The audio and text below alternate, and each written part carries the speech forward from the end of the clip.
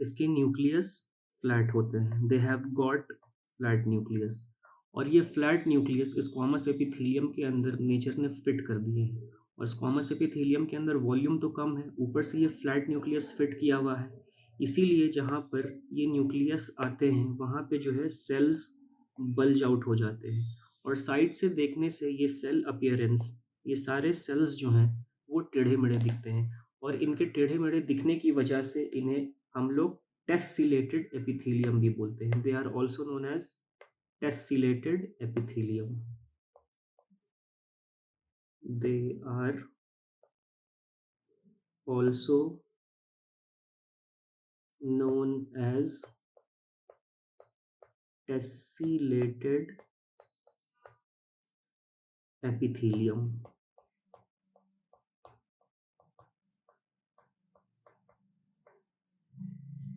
टेसिलेटेड कहने का मतलब है इर्रेगुलर अपीयरेंस। यहाँ पे टेसिलेटेड कहने का जो मतलब है दैट इज इर्रेगुलर अपीयरेंस।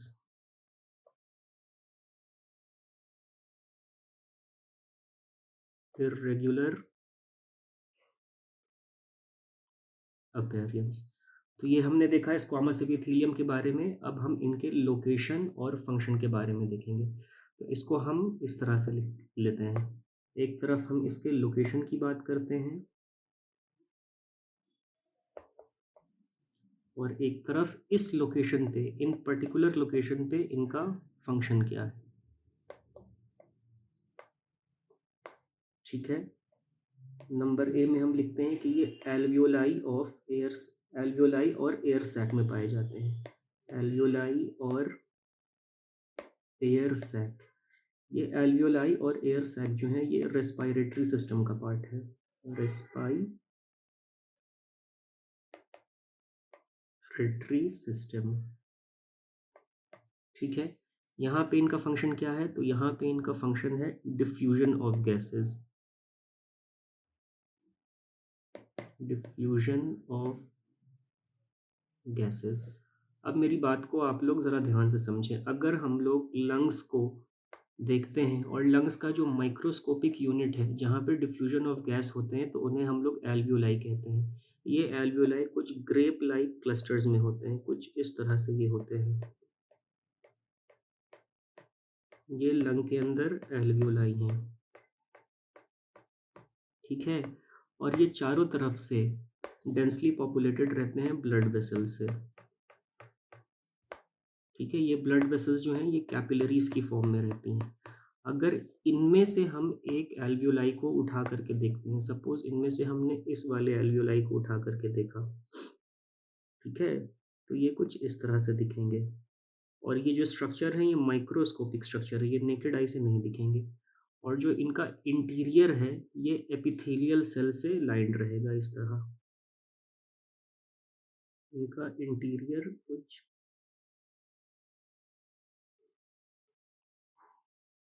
इस तरह से एपिथेलियल सेल से लाइंड रहेगा, ठीक है। जहाँ पे न्यूक्लियस आ रहा है वहाँ पे ये सेल्स बल्ज आउट हो जा रहे हैं। और क्योंकि ये डेंसली पॉपुलेटेड है ब्लड वेसल से, तो इतना ज़्यादा ब्लड वेसल्स तो हम यहाँ पे नहीं दिखा सकते हैं। हम एक ब्लड वेसल्स को दिखा देते हैं, हम एक ब्लड कैपिलरी को यहाँ दिखाने की कोशिश कर रहे हैं। ये इसके चारों तरफ जो है ये एक ब्लड कैपिलरी को हमने दिखा दिया है, ठीक है। अब ये ब्लड कैपिलरी जो है ये भी लाइंड होती है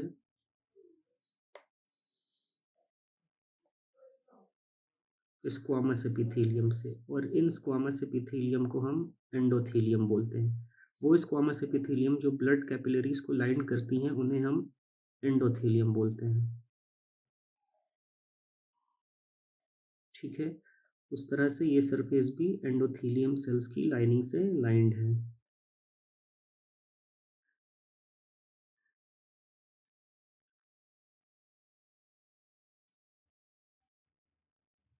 ये सारे सरफेसेस एंडोथेलियम से लाइंड है।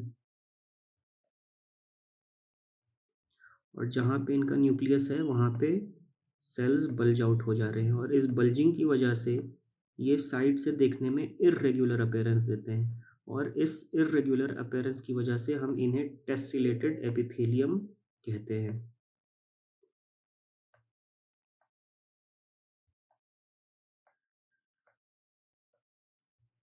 अब इनका वॉल्यूम जो है बेटा वो बहुत कम होता है, इसीलिए गैसेस इनमें ईज़िली पास हो जाती हैं। सपोज़ जो हवा हम लोग लंग्स के अंदर लेते हैं, ठीक है? उसमें तो ऑक्सीजन, नाइट्रोजन और रेस्ट अदर गैसेस भी हैं, ठीक है? तो क्या होता है जो भी गैस हम ले रहे हैं अंदर, ठीक है? क्या डिफ्यूज़ होगा, ऑक्सीजन डिफ्यूज़ होगा, नाइट्रोजन डिफ्यूज़ होगा, ये बात की बात है।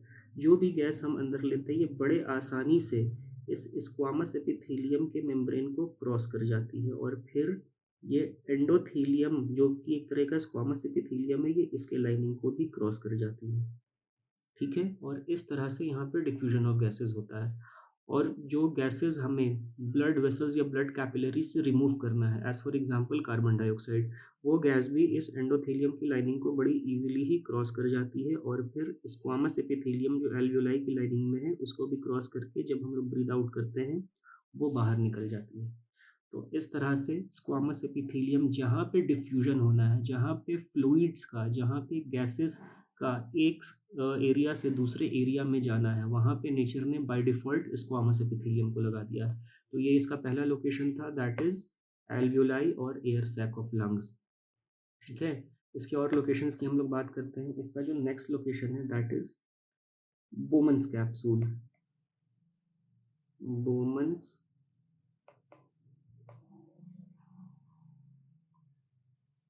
कैप्सूल, ठीक है? बोमन कैप्सूल्स किसका पार्ट है? तो ये जो है वो एक्सक्रीटरी सिस्टम का पार्ट है। Excretory system. एक्सक्रीटरी सिस्टम में इसका क्या काम है? तो इसका काम है filtration of blood and blood को फ़िल्टर करके जो ब्लड में वेस्ट मटेरियल्स हैं, ये उनसे यूरिन बनाता है। Filtration of blood and formation of urine. अगर इसके स्ट्रक्चर को हम लोग देखें तो किडनी में जो इसकी माइक्रोस्कोपिक यूनिट है, जो कि किडनी की स्ट्रक्चरल एंड फंक्शनल यूनिट है, उसे हम बोमन्स कैप्सूल कहते हैं। बोमन्स कैप्सूल कुछ इस तरह से दिखते हैं। ये एक बोमन्स कैप्सूल का स्ट्रक्चर हम बना रहे हैं। ये एक बोमन्स कैप्सूल है, ठीक है? इसका जो इनर सरफेस है, ये इसका इनर सरफेस है और ये जो है ये इसका आउटर सरफेस है दोनों तरफ। तो ये भी जो लाइंड है वो स्क्वामस एपिथेलियम से लाइंड है। ये सारे सरफेस इसके स्क्वामस एपिथेलियम से लाइंड होती हैं।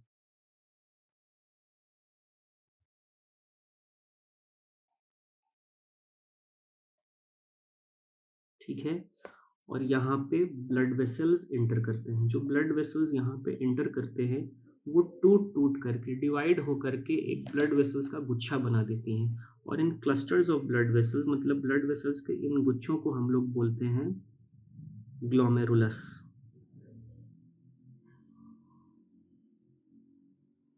यहाँ पे जो ब्लड वेसल्स हैं, ये छोटे-छोटे पार्ट्स में डिवाइड हो जाती हैं। यहाँ पे highly dense network of blood capillaries होता है और इन ब्लड कैपिलरीज़ की जो लाइनिंग है, यहाँ पे बनाना थोड़ा मुश्किल हो रहा है ना? ये भी जो है, ये स्क्वामस एपिथेलियम से लाइन्ड होती हैं, ठीक है? और ये इनके न्यूक्लियस हैं। इसी तरह से ये इनके न्यूक्लियस हैं, ठीक है?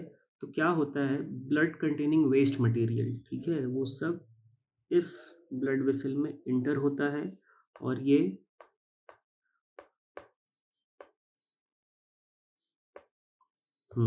और ये जैसे ही और ये जैसे इसमें मूव करता है तो ब्लड इसके अंदर जो मूव कर रहा है वो एक प्रेशर की वजह से मूव कर रहा है और उस प्रेशर की वजह से क्या होता है कि इसके वॉल पे प्रेशर लगता है और ब्लड के जो वेस्ट मटेरियल हैं वो फ़िल्टर होना स्टार्ट हो जाते हैं, ठीक है? वो फ़िल्टर यहाँ पे इस मैकेनिज़्म से हो रहे हैं, जैसे कि हम लोग चाय बनाते हैं तो चाय को छानते हैं चाय छन्नी से, ठीक है? तो चाय की पत्ती सारी ऊपर रह जाती है और चाय जो है वो छन करके नीचे आ जाता है। इसी तरह ब्लड के जितने भी सेल्स हैं या फिर बड़ी-बड़ी प्रोटीन्स हैं, वो इन्हीं पार्ट्स में रह जाती हैं और जो ब्लड का वेस्ट मटेरियल है, वो फ़िल्टर होकर के स्क्वामस एपिथेलियम की इन दोनों लेयर को क्रॉस करते हुए यहाँ बोमन्स कैप्सूल में इकट्ठा होने लगता है और फिर वो फर्दर नीचे की तरफ मूव करता है। तो यहाँ पे स्क्वामस एपिथेलियम के रेफ़रेंस में हमारे काम की जो बात इतनी है, वो ये है कि जब भी किसी फ्लूइड फ्लूइड कहने का मतलब है जिसमें फ्लूइडिटी हो, जैसे कोई एयर हो सकता है, कोई गैस हो सकता है, उसको एक रीजन से दूसरे रीजन में जाना है, वहाँ पे स्क्वामस एपिथेलियम है। तो यहाँ भी fluid as for example all the waste present in blood उसको एक रीजन से दूसरे रीजन में जाना है, इसीलिए नेचर ने बाय डिफ़ॉल्ट यहाँ पे क्या कर दिया है, यहाँ पे स्क्वामस एपिथेलियम लगा दिया है ताकि ब्लड ईज़िली फ़िल्टर हो और जो वेस्ट मटेरियल है वो आगे मूव ऑन होकर के यूरिन के कंपोनेंट या यूरिन को बना दे। ठीक है? तो ये हमने इसके दूसरे लोकेशन की बात कर ली।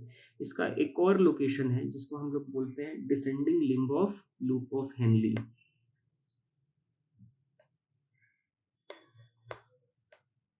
Descending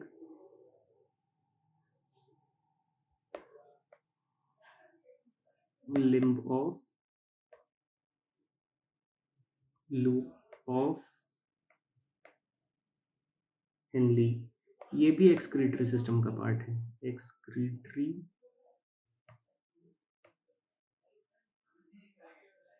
system. ठीक है? यहाँ पे इसका जो फंक्शन है वो है diffusion of water. Diffusion of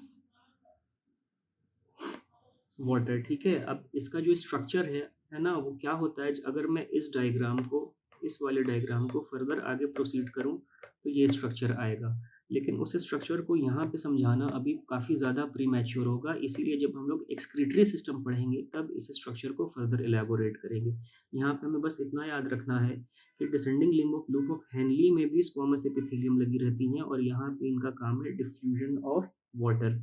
और बाय डिफ़ॉल्ट ये दोनों स्ट्रक्चर मतलब बी और सी वाले जो स्ट्रक्चर हैं, बी एंड सी, ये दोनों जो हैं ये हमारे किडनी के जो microscopic structural and functional unit nephron होते हैं, ये उनका पार्ट है।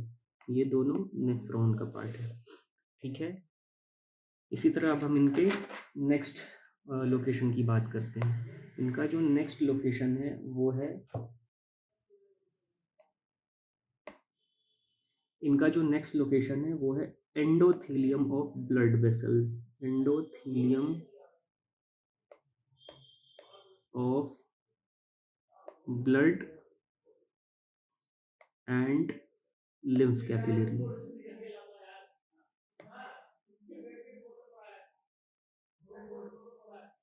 Lymph capillary. ठीक है? तो एंडोथेलियम को तो हमने देखा यहाँ पे कि जो ब्लड वेसल्स की लाइनिंग होती है, इनकी लाइनिंग पे अगर स्क्वामस सेल्स आ जाते हैं तो इन स्क्वामस सेल्स को हम एंडोथेलियम बोलते हैं। ठीक है? अब जो कैपिलरी होती है वो एक लेयर होती है और बाकी जो ब्लड वेसल्स हैं वो 3 लेयर होते हैं। ठीक है? लेकिन जो इनर लेयर है वो हमेशा स्क्वामस एपिथेलियम का बना होगा। जैसे ये कैपिलरी है, इसके पास सिर्फ एक लेयर है और यही इसकी इनर लेयर है, तो इसको हम एंडोथेलियम बोलेंगे। ठीक है? इसी तरह जो लिम्फ कैपिलरी होती हैं वो हमारे बॉडी के अंदर वो ट्यूब्स एंड पाइप्स जिसके अंदर लिम्फ फ्लो करते हैं, वहाँ पे भी जो स्क्वामस एपिथेलियम की लाइनिंग होती है, उस स्क्वामस एपिथेलियम की लाइनिंग को हम लोग एंडोथेलियम बोलते हैं। और यहाँ पे भी जो इसका काम है वो है डिफ्यूजन। अब ये कैसे डिफ्यूजन होता है यहाँ पे, ये जब हम लोग सर्कुलेटरी सिस्टम पढ़ेंगे तो वहाँ जा कर के हम इसे डिटेल में देखेंगे। इसका एक और लोकेशन है बेटा। ठीक है? ये पाया जाता है हमारे मेसोथेलियम ऑफ पेरिटोनियम में। Mesothelium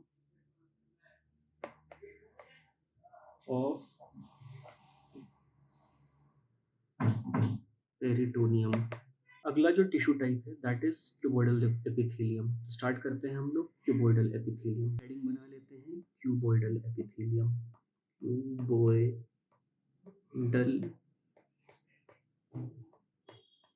epithelium. तो इसके कैरेक्टर्स को हम लोग जानते हैं, जैसा कि इसके नाम ही में क्यूब वर्ड आ रहा है। ठीक है? और क्यूब वर्ड से ही इसका नाम रख दिया गया है क्यूबॉइडल एपिथेलियम। तो इसका जो शेप है क्यूब शेप रहता है। अब क्योंकि इनका शेप क्यूब शेप है, इसीलिए इनके शेप से इनका नाम रख दिया गया है क्यूबोइडल एपिथेलियम। और इनका जो फंक्शन है वो है सिक्रीशन या फिर एक्सक्रीशन। जब ये किसी ग्लैंड की तरह काम करते हैं तब इनका फंक्शन सिक्रीशन हो जाता है, और जब ये किसी एक्सक्रीटरी सिस्टम का पार्ट होते हैं तब इनका फंक्शन एक्सक्रीशन हो जाता है। इनका फंक्शन है सिक्रीशन या फिर एक्सक्रीशन। इनका नेक्स्ट फंक्शन है दैट इज एब्जॉर्प्शन। एब्जॉर्प्शन। और इनका जो न्यूक्लियस है वो सेंटर में प्लेस होता है और इनका न्यूक्लियस शेप से राउंड होता है। तो अगला पॉइंट लिखते हैं हम लोग, centrally placed round nucleus. Round nucleus. और क्यूबोइडल एपिथेलियम टू टाइप्स के होते हैं। टू टाइप्स, ठीक है। इनकी एक टाइप को हम लोग बोलते हैं नॉर्मल क्यूबोइडल और दूसरी टाइप को बोलते हैं ब्रश बॉर्डर क्यूबोइडल। इनके टाइप्स लिख लेते हैं। One type is normal cuboidal, normal cuboidal, and the next type is brush bordered cuboidal. Brush bordered cuboidal। तो इन्हें ऐसा क्यों बोलते हैं, आइए देखते हैं हम लोग एक डायग्राम के थ्रू। अगर हम लोग नॉर्मल क्यूबोइडल एपिथेलियम का डायग्राम बनाते हैं तो इसके सेल्स जो हैं बिल्कुल अपने आप को क्यूब की तरह अरेंज करके रखते हैं। इनका शेप जो है वो क्यूब्स की तरह होता है। ये इस तरह के शेप्स के होते हैं। तो जैसे कि हमने देखा इनमें जो है सेंट्रली प्लेस्ड राउंड न्यूक्लियस होता है, बिल्कुल बीच में राउंड न्यूक्लियस होता है, ठीक है। अब ये क्योंकि नेचर से एपिथेलियम है तो इसके नीचे क्या होगी, बेसमेंट मेम्ब्रेन होगी। ये बेसल लैमिना है, बेसमेंट मेम्ब्रेन की ऊपर वाली layer that is basal lamina, और ये बेसमेंट मेम्ब्रेन की नीचे वाली layer that is reticular lamina. और अगर हम लोग ब्रश बॉर्डर एपिथेलियम के स्ट्रक्चर की बात करें, ठीक है, तो इनका स्ट्रक्चर तो ब्रश बॉर्डर क्यूबोइडल एपिथेलियम का स्ट्रक्चर जो है वो क्यूब्स की तरह तो होता ही है, ठीक है। इसके सेल्स जो है वो क्यूब्स की तरह तो होते ही हैं, लेकिन इनके अपर सरफेस पे जो है साइटोप्लाज्म का फिंगर लाइक प्रोजेक्शन हो जाता है, साइटोप्लाज्म का फिंगर लाइक एक्सटेंशन हो जाता है, और इन एक्सटेंशंस को हम लोग बोलते हैं माइक्रोविलाई।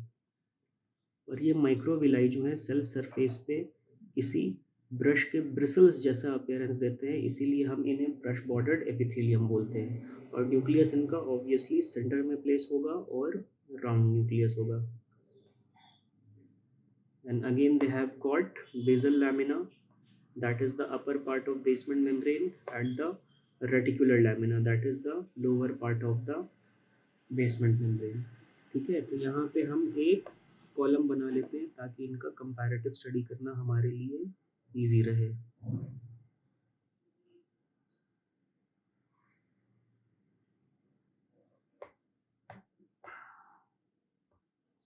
ठीक है, अब इनके एग्जाम्पल्स की बात करते हैं कि ये एपिथेलियम हमारी बॉडी में कहाँ कहाँ पाए जाते हैं।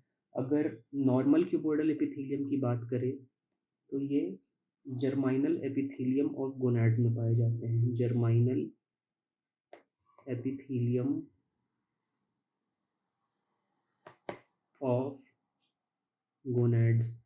गोनैड्स क्या होता है, टेस्टिस एंड ओवरीज को हम लोग गोनैड्स कहते हैं। जो male primary sex organs and female primary sex organ है उन्हें हम गोनैड्स कहते हैं। गोनैड्स कहने का मतलब है टेस्टिस, जहाँ पे टेस्टिस मेल गोनैड है, एंड ओवरीज, जहाँ पे ओवरीज जो हैं वो फीमेल गोनैड्स हैं। अगला जो इनका लोकेशन है वो है नेफ्रॉन। नेफ्रॉन के ये सारे पार्ट्स में नहीं, जैसा कि हमने देखा कि नेफ्रॉन के बोमन्स कैप्सूल वाले पार्ट में जो है वो स्क्वामस एपिथेलियम पाई जाती है। इस नेफ्रॉन के और भी पार्ट जैसे कि ascending limb of loop of Henley, ascending limb of loop of Henley, ठीक है। फिर ये नेफ्रॉन के डिस्टल कॉन्वोल्यूटेड ट्यूब्यूल्स में भी पाए जाते हैं। Distal convoluted tubules. इसे शॉर्ट फॉर्म में हम डीसीटी कहते हैं। और ये नेफ्रॉन के कलेक्टिंग डक्ट में भी पाए जाते हैं, कलेक्टिंग डक्ट, जिन्हें हम शॉर्ट फॉर्म में सीडी कहते हैं। ठीक है, इनके अलावा भी ये और बहुत सारे लोकेशंस में पाए जाते हैं, जैसे कि थायराइड फॉलिकल्स, थायराइड फॉलिकल्स ये small ducts of secretory glands में भी पाए जाते हैं, स्मॉल डक्ट्स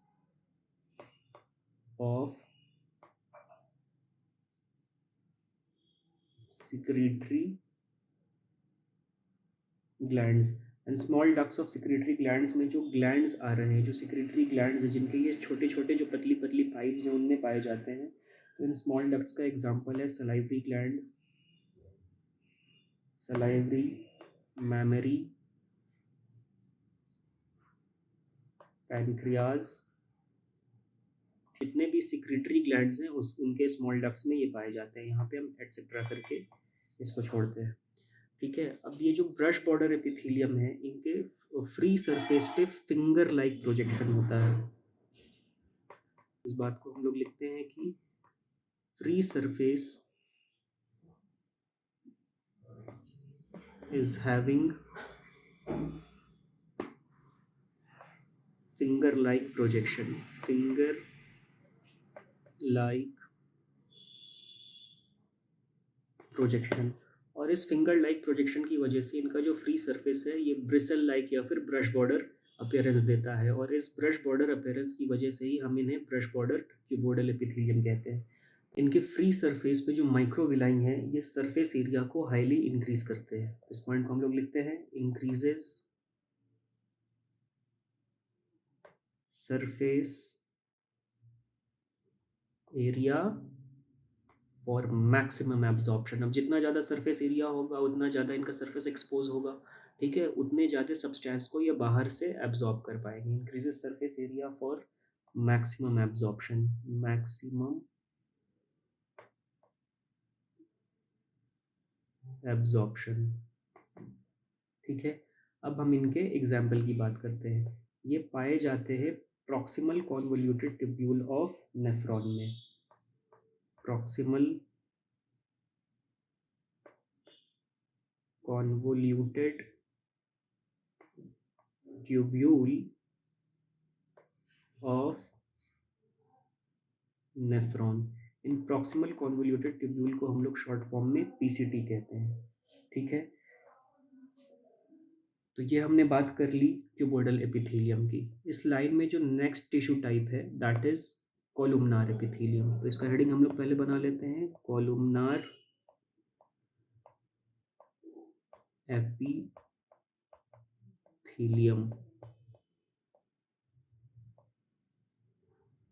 ठीक है, अब जैसा कि इसका नाम में आ रहा है कॉलम, कॉलम कहने का मतलब है long, cylinder, pillar like structure. तो क्योंकि इसके सेल लंबे लंबे बिल्कुल पिलर्स की तरह देखने में होते हैं, इसीलिए इन सेल्स को हम लोग कोलुमनार एपिथेलियम बोलते हैं। तो आइए इसके बारे में हम लोग पॉइंट्स लिखना स्टार्ट करते हैं। They have got tall and column like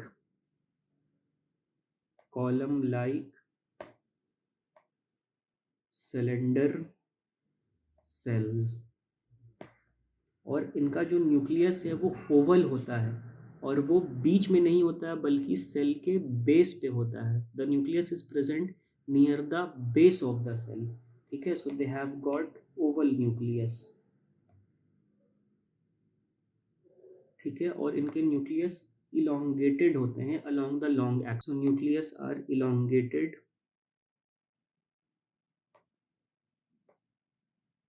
along the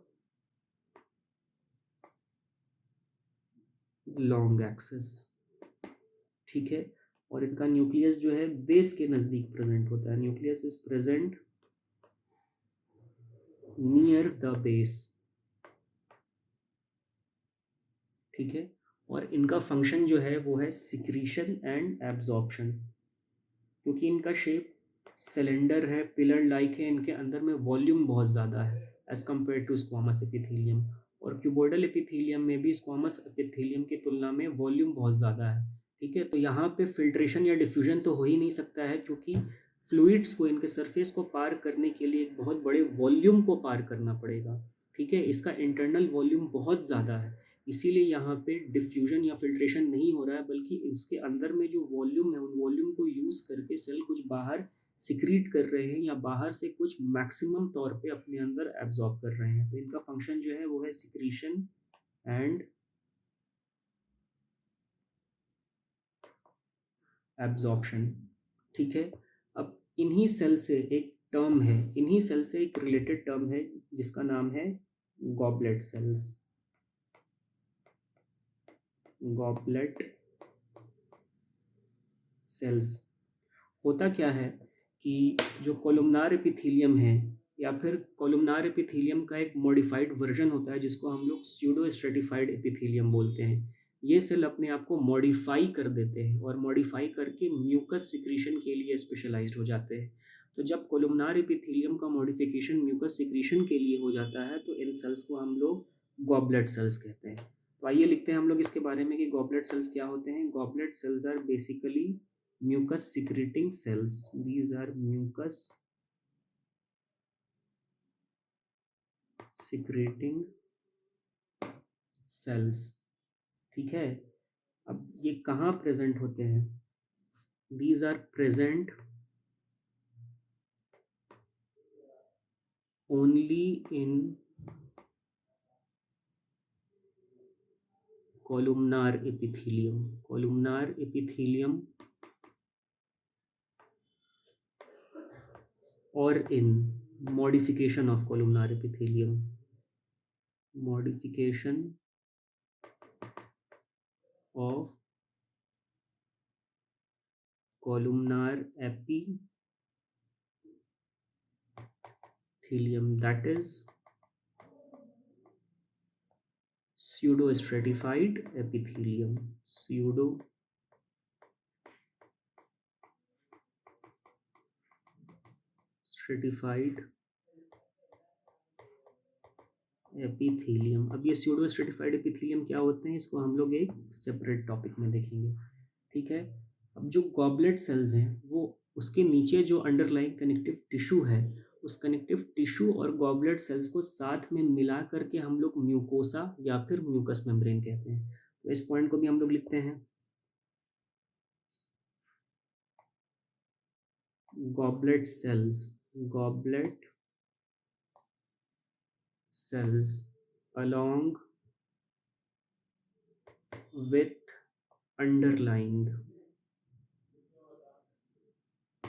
underlying connective tissue is called mucosa or mucous membrane।